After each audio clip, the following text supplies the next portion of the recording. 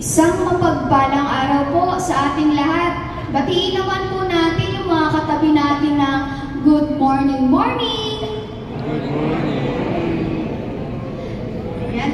Noong nakaraang linggo po, tinalakay po natin yung common marriage impediments, yung edad, previous sacramental marriage, abduction or force, or great fear, consanguinity, deceit, and why Christian family called the domestic church, and who are the ministers of the sacrament and the matter of the sacrament of matrimony. Ngayon naman po, atin pong pag-uusapan at aalamin ang form ng matrimony.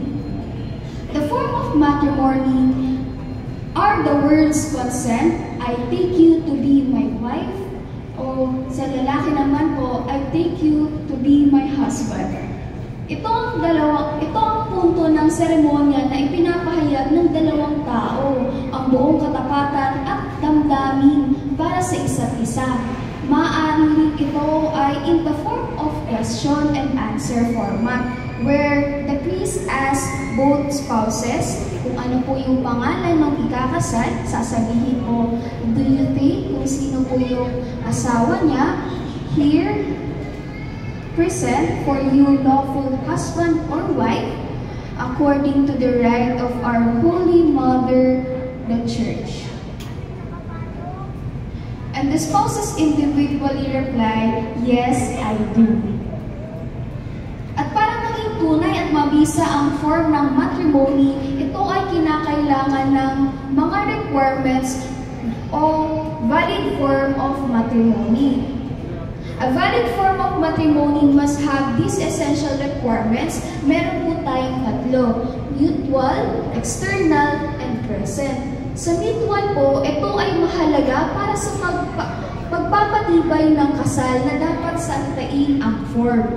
Hindi lamang ito isang tao na ilalaan mo ang sarili mo para sa isa, ngunit ito ay isang mutual agreement na dapat. External naman po, ang form ng kasal ay dapat na audible o malinaw at maayos na naririnig. Malinaw na sulat para sa mga hearing impaired. Kulang ang internal consent kung ito ay mag-isa lamang, dahil matrimony has ecclesiastical and civil relevance. Sa presence naman po, ang form ay dapat na masabi sa salita, which have presence to present times. Dahil ang matrimony ay hindi isang pangako ng kinabukasang commitment, ngunit actual union ng mag-asawa sa buhay. Ngayon naman po, dumako naman po tayo kung saang simbahan ba dapat ganapin ang isang kasal.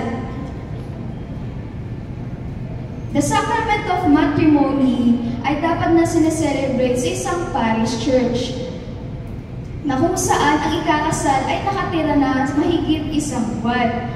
Pwede rin pumili ng ibang parokya for serious reasons. Ang reservation dito dapat ay nakahanda ng 2 buwan advance para magkaroon ng sapat na oras para sa pag-prepare ng mga kinakailangang dokumento.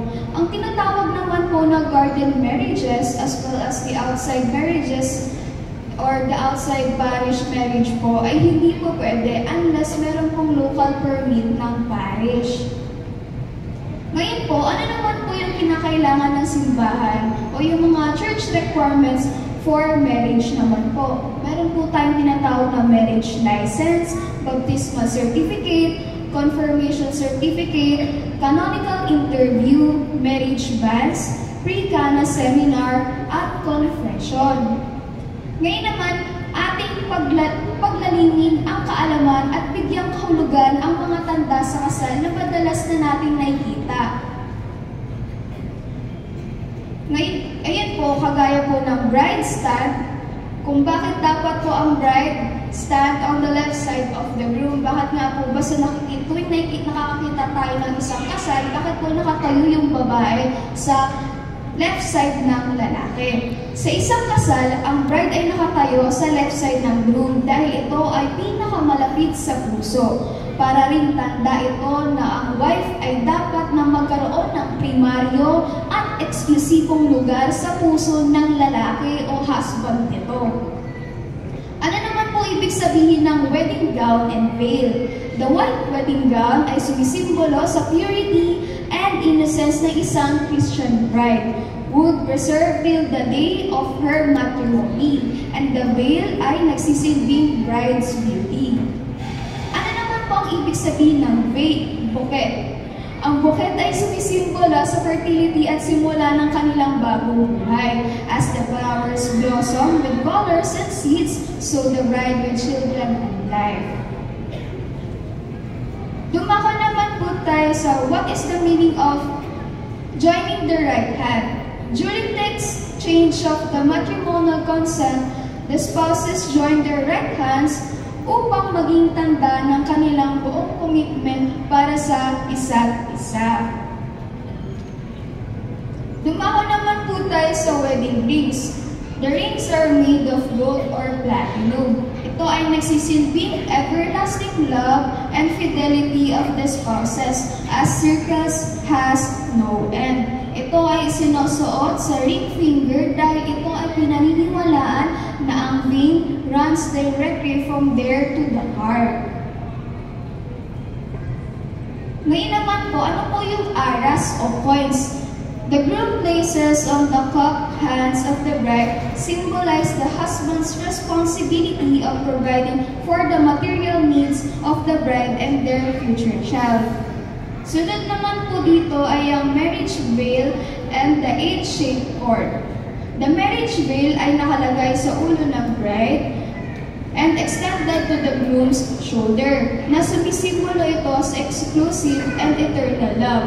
The H-shaped cord ay nakalagay sa couple's shoulder na nagsisilbing tanda ng indissolubility ng matrimony whose yoke of love should be carried together. Kaya naman po, sa sakramento ng kasal, ang lalaki at babaeng mag-iisang dibdib ay nakangako sa isa't isa sa harap ng Diyos at sa sambayan na sila'y magsasamang habang buhay. Kaya mahalaga na mauwaan natin na ang pagpasok sa sakramento ng kasal ay hindi basta-basta. Mahalaga na buo ang desisyon at handa ang taong makikipag-isang dibdib sa lahat ng aspeto sapagkat ito ay lifelong commitment. Sabi nga, Christian matrimony is the fourth state of paradise because the husband and wife are supposed to love each other as Christ loves us with an unconditional love that is free, total, faithful, and fruitful. As young man marries a young woman, so will your builder marry you.